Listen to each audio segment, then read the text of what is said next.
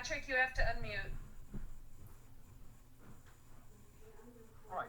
Well, as you can see, with Eric's astonishing and just mesmerizing lecture on the crisis going around in the early 12th century BC, the crisis mode continues now with Diane Harris-Klein, the second half of our Robotchek lecture. And interestingly, Diane will share a little bit about Tony Robotchek too, because she was one of his undergraduate students. And as I said, this is a power couple that in archaeology is very hard to match. So Diane, like Eric, is also at George Washington University and associate professor there, and a specialist in digital humanities, digital media, social analysis, and a specialist on the Greeks. Just a little bit of her bio. She went to Stanford for her undergraduate degree, and as I said, was Tony's student, and I guess wrote her honors thesis for Tony. And after Stanford, she went to Princeton for her MA and PhD. She has been affiliated a long time with the American School of Classical Studies in Athens. She has two books, both academic bestsellers. One on the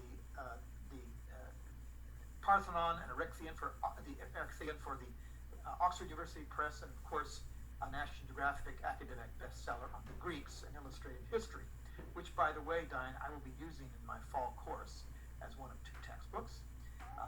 It's a great book, and we've used Eric's books as well in courses. And she has two Fulbright fellowships, several awards also for the National Endowment for the Humanities. She's won lots of teaching awards like Eric, both national and university-wide. Teaching prizes, including the Columbian Prize there, and the Morton Bender Prize. And when she was at Harvard, she was a fellow of the Center for Hellenic Studies. And I guess your most recent Fulbright Fellowship as a Fulbright Scholar in just 2 years ago, spring of 2019. So this is, for all of us, a special night that we have two stupendous scholars for the Anthony and Isabel Robotchek Memorial Lecture. And now we get to hear more about Athens and sort of Thucydidean plague studies, and this is going to be equally riveting. So Diane, thank you for coming too. Thank you so much. I'm so pleased to be here. We only wish it could be in person, and hope you'll have us back when everything is safe. So yes, I was a student of Anthony Robotchek. Here we are at my graduation, and I don't even want to hear from you what I'm wearing, okay? 1983. He was an inspiring lecturer and teacher. I took Greek and Latin in literature in translation from him fall quarter freshman year, which inspired me to declare my major in classics on the spot. I followed him into epigraphy and inscriptions for graduate work at Princeton. He helped me get in. The story goes that I went into his office. I had been in Greece in the summer. I had met with my future advisor, T. Leslie Shear Jr., the director of the Athenian Agora excavations. I came back and reported to Professor Robotchek that that's where I wanted to go.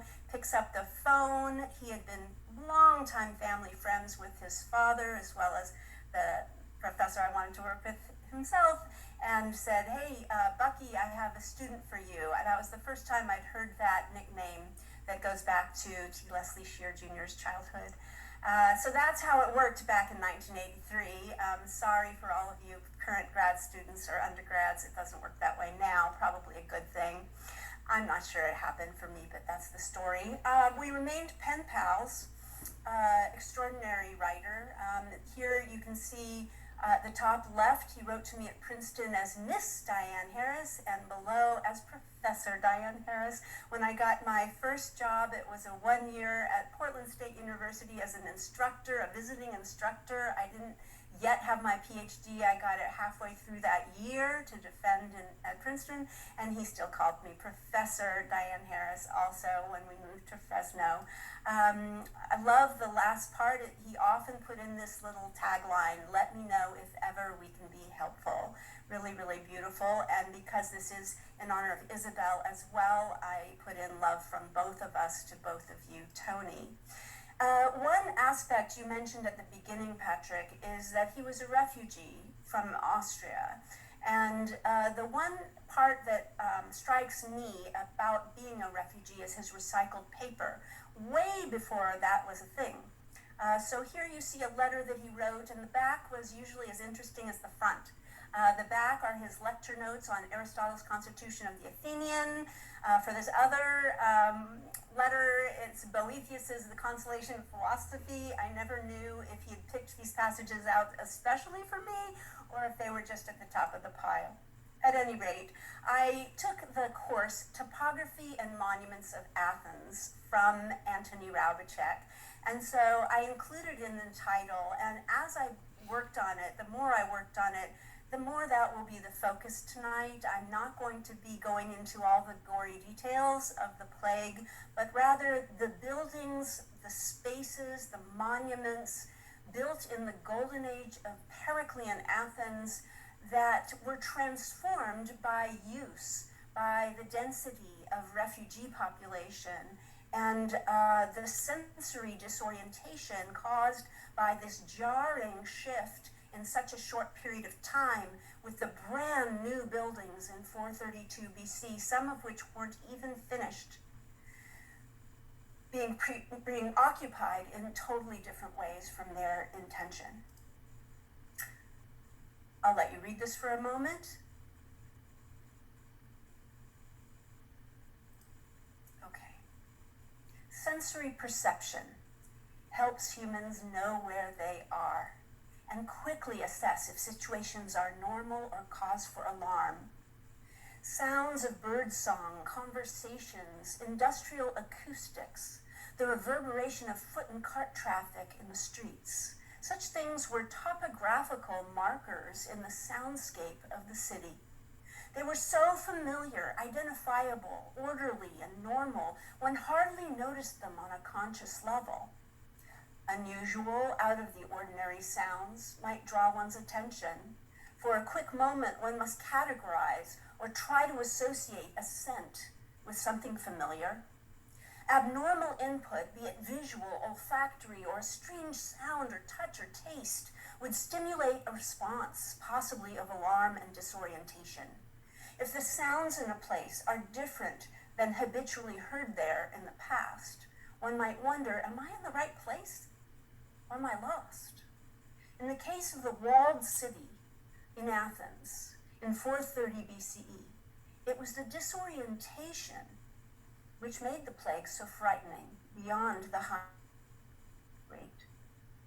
Familiar places with recognizable sounds, sights, smells became seemingly overnight different, almost unrecognizable, with disease and overcrowding, what the philosopher Michel Foucault calls a heterotopia, where one place becomes another.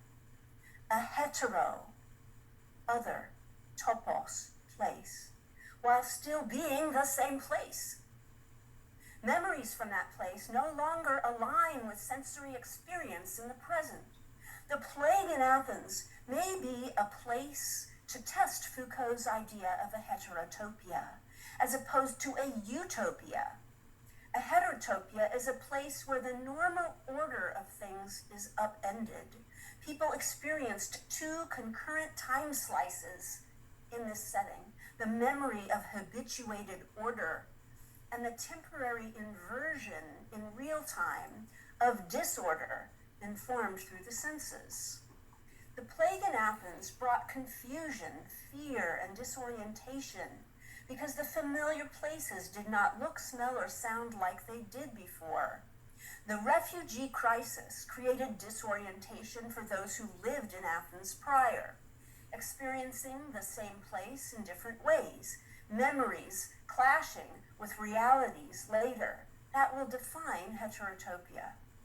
The sensory experience of the city changed from an environment designed to maximize sensory pleasures for men of leisure to a nightmare for all, but experienced in different ways, is the subject of tonight's talk. So we're going to go through the topography and minds of Athens, which we will view as part of a system built, designed to maintain sensory pleasure for elite men. We've traditionally been taught in archaeology about the topography and monuments of Athens as empty buildings. I hope you will never look at them the same way again. The topography and monuments of Athens are part of this system that are changed by overcrowding and then the plague, which was transformational. There's a disorientation, which we will call a heterotopia, as we probe and test this concept in this context. These new places, the Periclean building program and other constructions and parks, other renewals, renovations, were now refugee camps and morgues almost overnight. I want to coin the phrase refugee archaeology. Where did they stay? What did they need? How did they get that? How did they experience and use the built environment? Thucydides says, words indeed fail one when one tries to give a general picture of the disease, and as for the suffering of individuals, they seem almost beyond the capacity of human nature to endure. I will not have time to really explain the plague experience itself as Thucydides narrated it, but I hope you will read it as soon as we end. He is generally loquacious and considered quite clinical and journalistic. But in this case, he says words fail him in describing this episode in Greek history, and that is when archaeologists and historians have to jump in to complete the picture. So tonight, we are hunting for examples of heterotopia, the physical places where different sensory inputs in different visits left one feeling off-centered, disoriented, and even lost in the city. In the 5th century BC, in the classical period, the Athenians fortified their city with new walls and connected Athens to the ports of Phaleron and Piraeus with long walls. Athenians amassed their power and wealth largely through the deployment of their navy. It was vital that they be able to always have access to their ships, even if besieged by invaders. I'd like to call your attention to two interesting things about living inside walled cities. There is the paradox of fear and safety combined. We might not surround our city walls with a wall if we didn't fear invasion. Once surrounded by a wall, sure, we feel safe, but the reminder is always there. I'm safe from what? Fear arises again.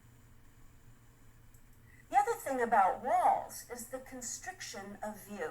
If the gate is closed or you are facing a stretch of wall without an opening, you have only your imagination to tell you what is on the other side.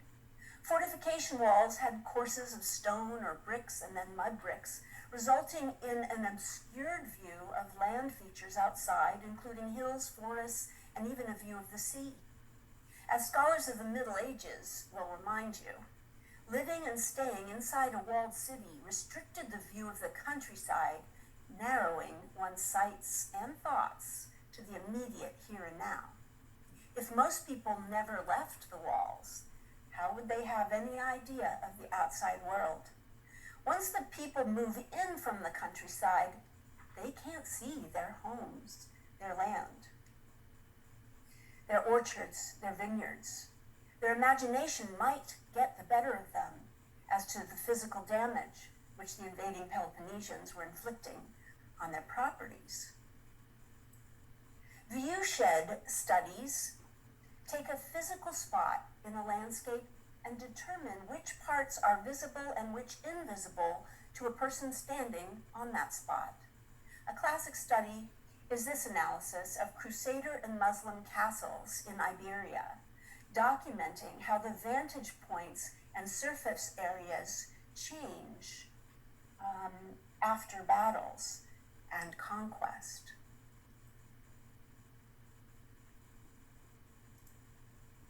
Inside the city, on one's own street, most views were cut off by the other side of the street and the walls of the city in the distance. Now let's contrast that with viewsheds in the countryside.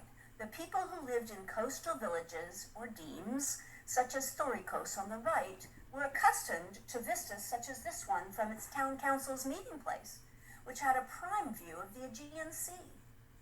No walls or narrow streets lined with apartment buildings blocked the view. From central Attica on the left, shepherds had views of the Hymettus Mountains and unrestricted fields of vision for miles.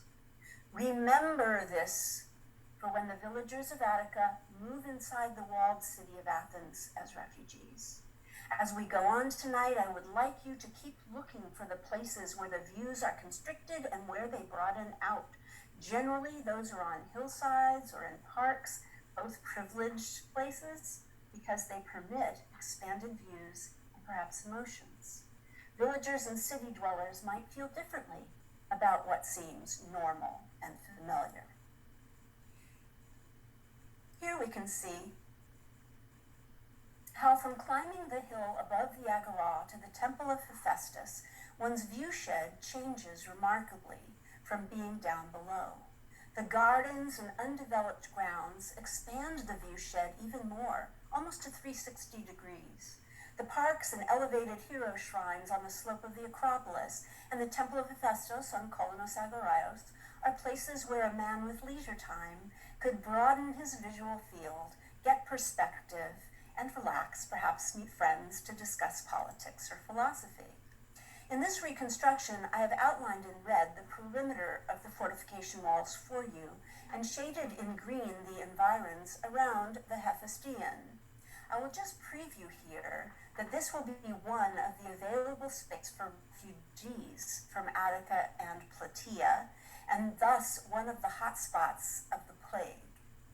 These are the very spaces that will be filled with refugees living in squalid tents, and then when the plague comes, filled with sick and dying people, pitiful and frightening. For orientation, let me just say that in ancient Greece there were city-states with an urban center and territory around it, and all were citizens. Athens is the urban center located in the region called Attica in red, a peninsula with a rugged and beautiful coastline and pastures, hills, forests, and marble quarries in the interior and northern part. Over that border is a place called Plataea, which I will soon mention. In the whole peninsula, there were 139 villages called demes. The urban part of Attica, with the walls stretching down to its harbors, is just in this little oval area. Many elites owned a house in the country and another in the urban part, and this is still the case today. In the 30-year period before the plague, Athens had reached its peak in terms of wealth, power, and creative achievements. We have estimates of between 25,000 and possibly 50,000 citizens of Athens, which includes the ones living out in Attica. If each man has a wife and some children, let's just say 2, although there could be as many as 10, for all we know, then there were about 100 to 200,000 citizen families.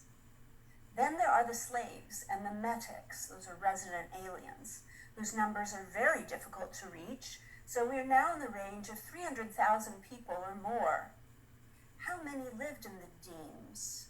Let's say each deme had 1,000 people in it, multiply it by 139, and we get 139,000 people in the countryside and coastal areas. Keep this in mind, please, for later. First-hand knowledge for the plague comes not only from the account of Thucydides, but also from the archaeological record, particularly the discoveries in the cemeteries of Athens. Here on the right, we are seeing a mass grave of about 150 bodies in the Kerameikos here.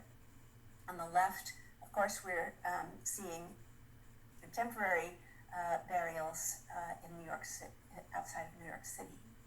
Our eyewitness, Thucydides, caught the plague himself and lived to tell about it. Thucydides' description of the plague consists of 24 paragraphs and 2,214 words. It is a difficult passage to read. Once read, it is unforgettable. We should note that the specific type of plague that hit Athens has not been determined, but not for lack of trying. The pandemic killed 1/3 of the population of Athens, or between 75,000 to 100,000 souls. Like massacres, genocides, great wars, and holocausts, these sweeping pandemics wipe out family lines, halt or slow progressive changes underway, and haunt a generation of children. How did Athenians experience such disorientation when first the people who lived in the countryside moved inside the city walls for protection when the Spartans invaded?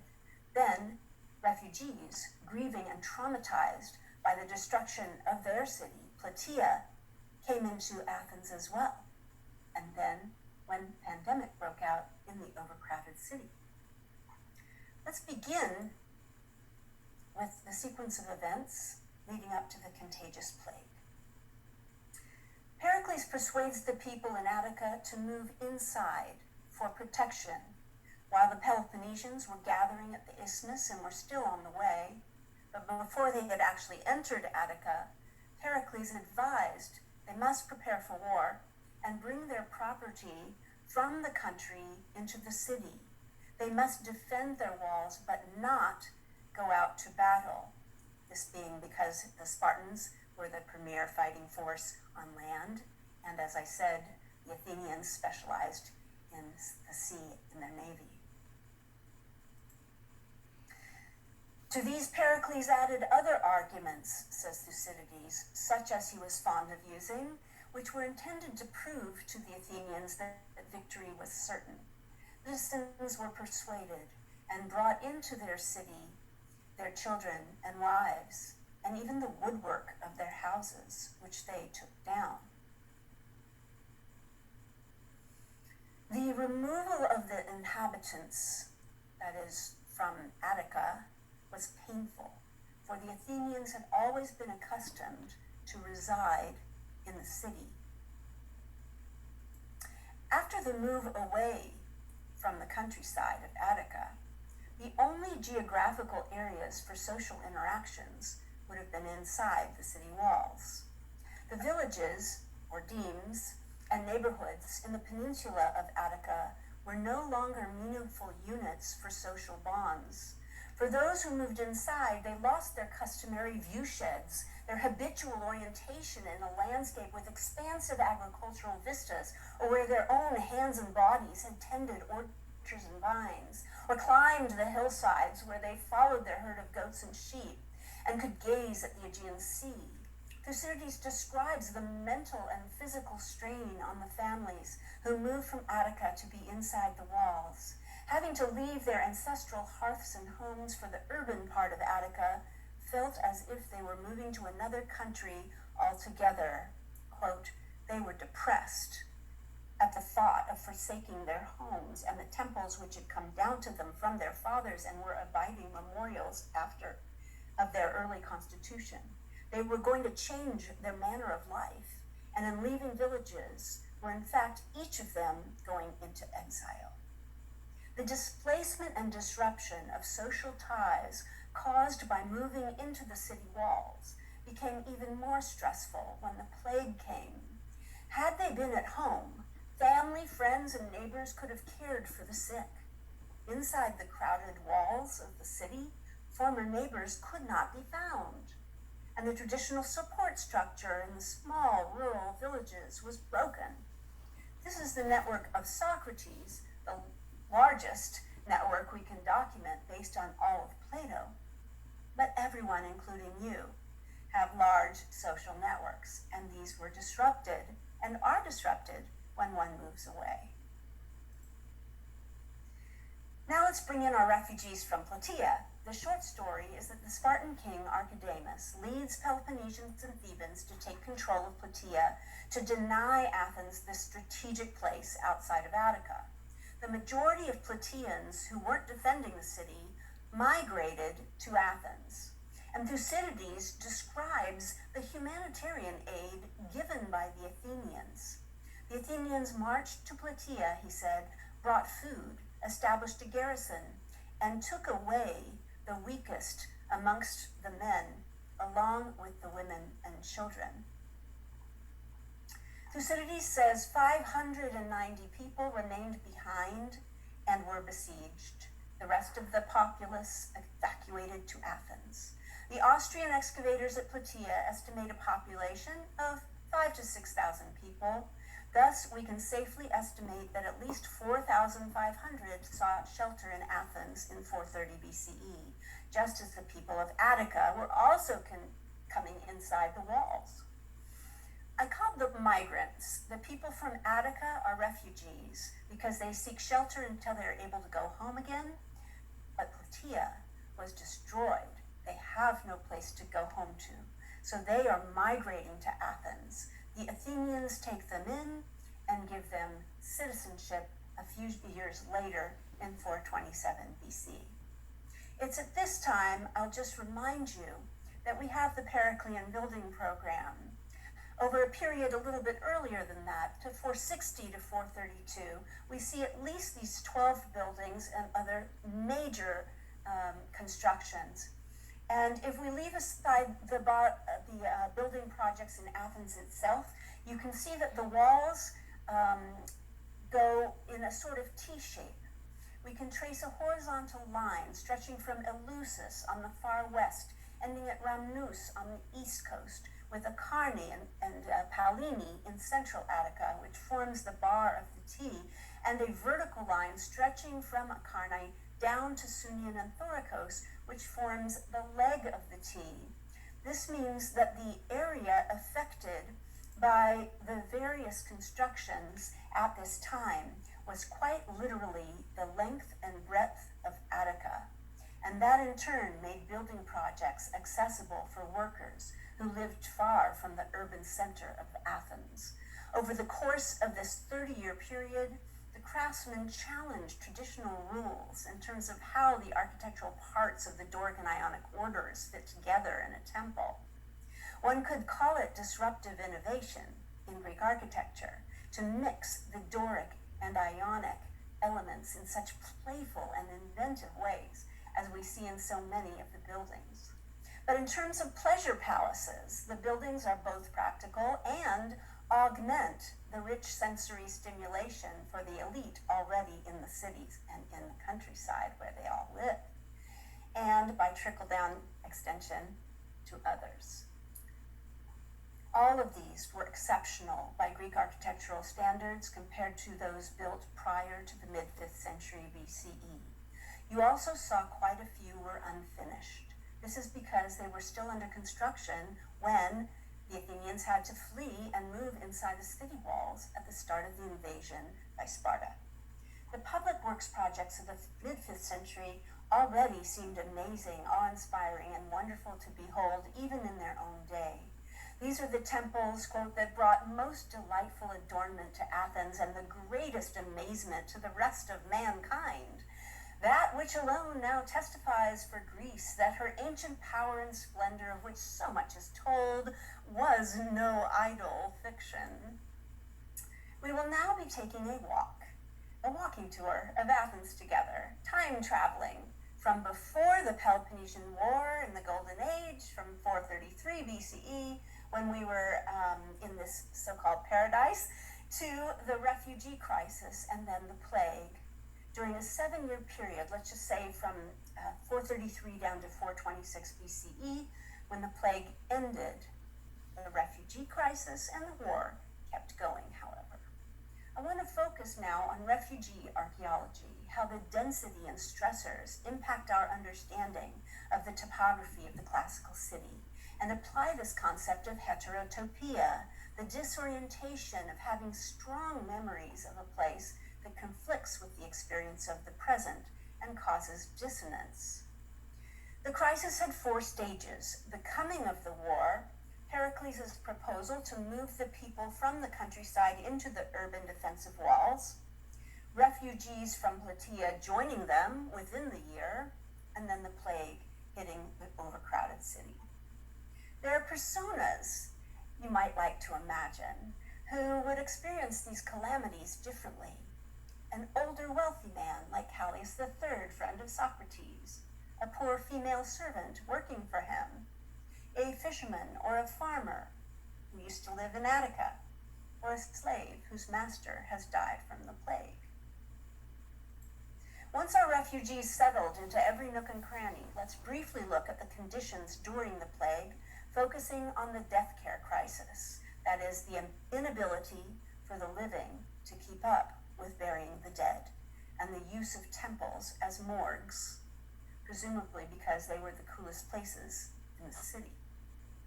Thucydides writes, "The crowding of the people out of the country into the city aggravated the misery, and the newly arrived suffered most, for having no houses of their own, but inhabiting in the height of summer stifling huts, the mortality among them was dreadful, and they perished in wild disorder. The dead lay as they had died, one upon another, while others hardly alive wallowed in the streets and crawled about every fountain, craving for water. The temples in which they lodged were full of corpses of those who had died in them, for the violence of the calamity was such that men, not knowing where to turn, grew reckless of all law, human and divine." The terrifying disorientation of seeing a death inside a sanctuary qualifies as a heterotopia. For the remainder of my time, we are now using Thucydides' thick description to find the monuments and spaces where we might have found our refugees and migrants, and also pick up the new uses for the building program we just discussed and the disorientation that caused. The plague in Athens brought confusion, panic, fear, and disorientation because the familiar places did not look, smell, or sound like they did before. Fountain houses, for example, which were usually a safe, gendered space in the city, where girls and women could meet to talk and sing as they filled their jugs to carry home, were now filled with severely ill people, coughing, covered in sores, smelling of piss and vomit, whose caretakers had died or abandoned them, and who had dragged themselves there on their knees in hopes of getting one last drink. The temples in which they lodged were full of the corpses of those who died in them, for the violence of the calamity was such that men, not knowing where to turn, grew reckless of all law, human and divine. The customs which had hitherto been observed at funerals were universally violated, and they buried their dead, each one as best he could. During this time, for several years, nothing seemed right.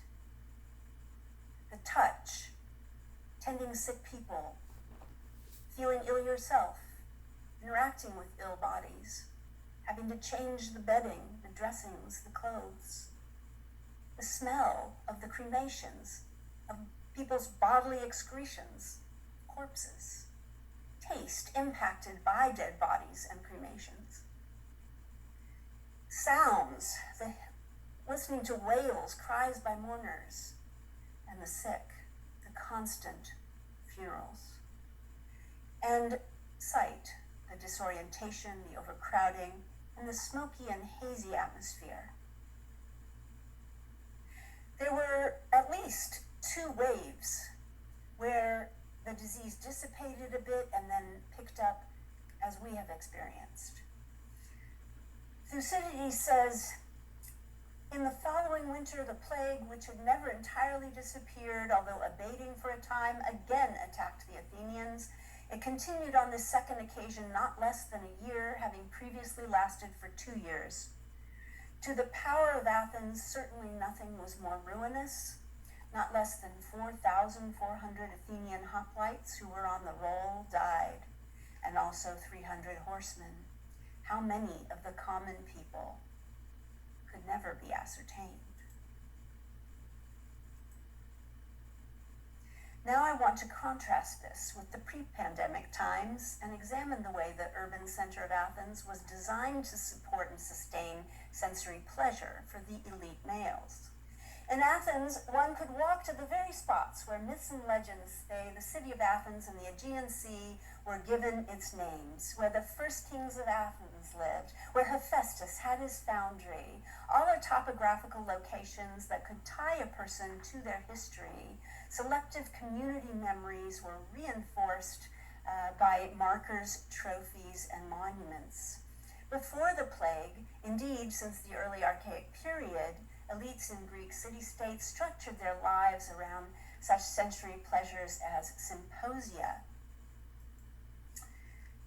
And one of the other kinds of pleasures which the plague disrupted were the gymnasiums. Touch and scent combine closely in Greek athletics.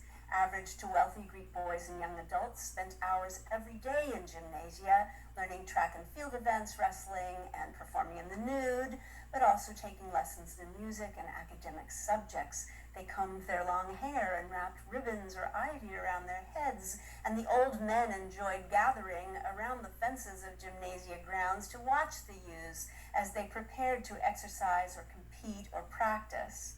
Traditionally, such large spaces, centrally located, were also used for military displays, philosophical conversations, strolling, lessons, and shows. During the plague, we must assume refugees occupied these spaces. So the sight of the dead and dying took the places where gorgeous nude youths exercised in pre-pandemic times. Imagine the classrooms now used for housing, the sand pit for sports converted to the campfire, waste and burning of rags lit in the yard, and the long sheltered track sheltering families. The habitual systems constructed to support and sustain sensory pleasures for the elite males were abruptly disrupted, both by the influx of villagers from Attica and then by the plague. Now, if one gazed inside a male pleasure palace, such as a gymnasium, one would find displaced homeless families and sick people.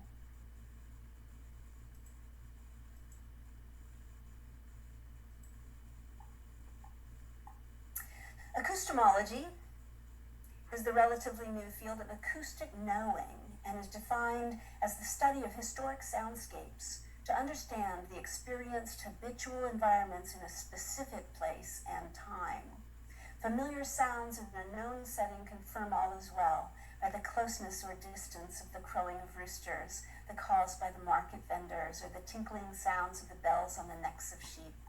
Turning to the environmental acoustics of the Athenian plague, the private noises overheard through windows upon occasion would normally at night have been symposiums, conversations, and music. By day, maybe humming or singing, kitchen plates clattering, and children playing. In a neighborhood area such as this, during the plague, vocalizations of pain, fear, fury, and grieving were ceaseless, sometimes nearer or closer, softer or louder, becoming the soundtrack of the city. One would hear such terrible sounds openly, continuously, and coming from all directions. For someone walking down the street, this auditory input was new and meant things were terribly wrong. Thucydides 2:17-1 says of the refugees from Attica, when they came to Athens, only a few of them had houses or could find homes among friends or kindred. The majority took up their abode in the vacant spaces of the city and in the temples and shrine of heroes, with the exception of those on the Acropolis, the Eleusinium, and any other precinct which could be securely closed. The Pelasgian ground, as it was called, which lay at the foot of the citadel, was under a curse forbidding its occupation. yet even this was filled under the sudden pressure of necessity, for the unlawful occupation to which men were driven was not the cause of the calamities which befell the city, but the war was the cause of the occupation.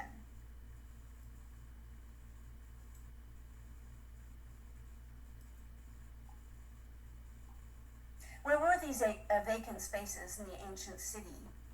I have a few ideas to share on that. When the refugees came in, possibly in the tens of thousands, every bit of open space quickly filled up. They had needs for water, shelter, food, and later healthcare. But the Athenians, as basically a volunteer government with one-year terms of service, had no experience or expertise in managing. A particularly popular park which Chiron had paid for a few decades earlier filled up with refugees. For temples, there were traditional prohibitions and ritual laws concerning not having deaths or births inside sanctuaries, but even the temples had to be used as housing and later as morgues. Now we need to take a look around the Acropolis. The green trees are part of a park-like area called the Pelargikon, or Pelasgian ground, which Thucydides mentions. The line drawing shows the demarcated space that had a wall built in the era of the statesman Chiron about 30 years earlier. Thucydides explains to us that this area was prohibited from occupation, yet even this, he says, was filled with the sudden pressure of necessity. This drastic situation implies that all other vacant places, including shrines and perimeter walls around temples, were also already refugee camps. Only the Acropolis surface, which had just gotten a gateway in place, the Propylaea, a year or so before and was still under construction, and a few shrines, which also had walls that could be locked, were off limits. Only those. The number of migrants today from Afghanistan, Syria, and elsewhere who have come to Attica is about the same number as the Plataeans. If you look into the situation, you will see how desperate, complex, sad, and tough it is in Athens today, with all the logistic resources and humanitarian infrastructure which ancient Athens never had. We're going to look now at more refugee camps, which then, of course, became epicenters of disease the next year. Athens, the polis, as lauded by Pericles in the funeral oration of 431 BCE, was filled with physical monuments, many of them very new, commemorating great events of the past, memorializing the heroes and gods who once strode in their midst. They gathered in large numbers, with 9,000 or so attending monthly assemblies on the Pnyx, or 5,000 sitting very closely packed into the theater of Dionysus for a play. Festivals and athletic games attracted enormous crowds as well. Stadiums held thousands of people. Crowds did not usually bother the Greeks. They found them exhilarating and created many opportunities to be in crowds until the plague. The contrast between the theater of Dionysus before 432 and after is a shocking example of heterotopia. Just above, on the slope, was a spring house, making water available for theater goers and later the refugees. The benches were made of wood, and the Romans modified the theater and built out the stone seats we're accustomed to seeing today. Exhausted people could sleep on these seats. Later, they might even rob out the wood to make funeral pyres or just to cook their soup. In front of the theater was an enclosed sanctuary with two small temples, ideal for providing space for huts and tents. Next door was the brand new music hall, the Odeon, finished maybe 5-10 years before the plague. The upper right masonry is pretty much all that remains of it, but it was the largest indoor space in the city. With its shelter from the elements and plenty of benches as well, it may have been more desirable than the camping over in the theater area. But there are downsides to being indoors, particularly in terms of the smells and fear. If we think back, to Hurricane Katrina and the Superdome, and consider people were traumatized from being in there for less than a week. Now we consider this situation, which lasted 4 years. In 1922, the National Theater in Athens was used in this way. This image is quite extraordinary, showing the ingenuity of converting the box seats into individual living spaces with access to the toilets and water fountains in the hallways. A wealthy Athenian theatergoer in 1921, might have seen a show in that very booth 6 months earlier, and now would experience the same place as a heterotopia. To my mind, the most obvious place to house refugees was on the grounds of the Temple of Olympian Zeus. A century earlier, the Athenians attempted to build the largest temple in Greece, but didn't finish it before their patron died, and it sat like ruins in the landscape for over a century. It isn't consecrated ground, since the temple was unfinished. It is well watered, with handsome perimeter walls, and the podium also has a retaining wall, providing a feeling of security and privacy for families that leaned against it. In this photo from 1922, orphan children are using the area as parade grounds. Over in the Athenian Agora, we saw the Temple of Hephaestus earlier. I remind you now of the amount of open space there, and that Thucydides says every bit of vacant space had to be occupied. In 1922, this same space was used by the American Red Cross to shelter refugees. In the span of 2 or 3 years, some 1.2 million people were evacuated from Turkey in the exchange of population, and so many died as well. Back in 430 BC, the contrast from a brand new temple, part of the Periclean building program, now to housing migrants and refugees and perhaps storing corpses inside the temple, must have been astounding. And you add this plague into the overcrowding, and the heterotopia is complete. Families even camped on the city walls. Thucydides says, many also established themselves in the turrets of the walls, or in any other place which they could find, for the city could not contain them when they first came in, but afterwards they divided among the long walls and the greater part of Piraeus. As we watch this Assassin's Creed Odyssey video, notice how wide apart the two faces of the walls are, with fill that would provide a decent space for families. Every so often is a roofed room where belongings could be stored and shelter sought. Near some of the gates in the wall are rivers and water canals. Here too, their view sheds would be more similar to what they were used to in the countryside. So we have looked at the pandemic inside the walled city through the topography and monuments.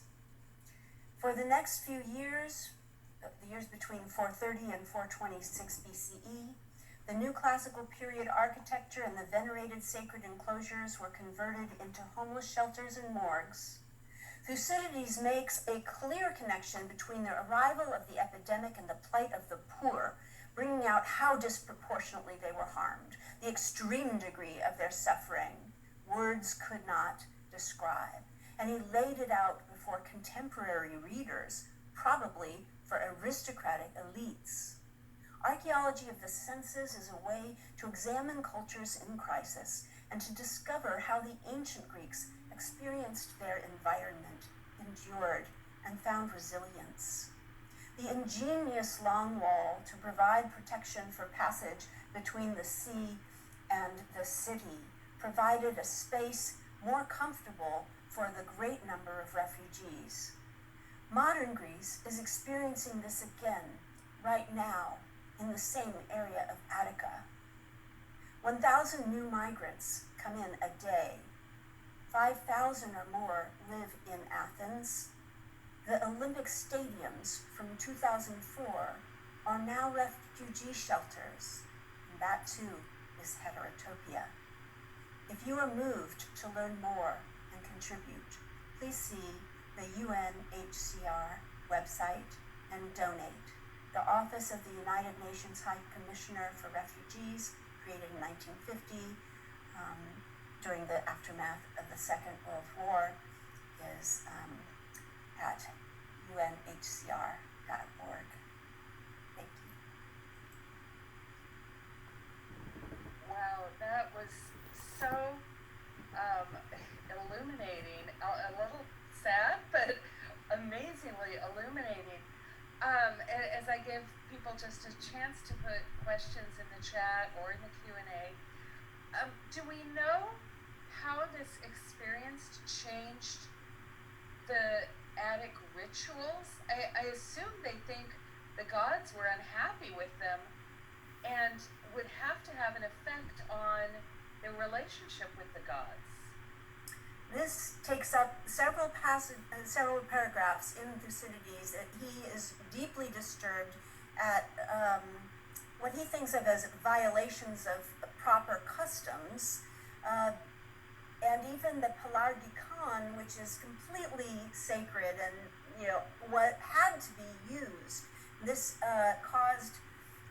this combined with a decline in belief in the gods. So you have doctors. There weren't very many, of course. They were mainly for the elite, and everything they tried did not work. So there you have science not working, and then you have prayer, which didn't working, and then you had good people who were tending to the sick who died, and you had people who were rather selfish, who stayed away from everyone and lived.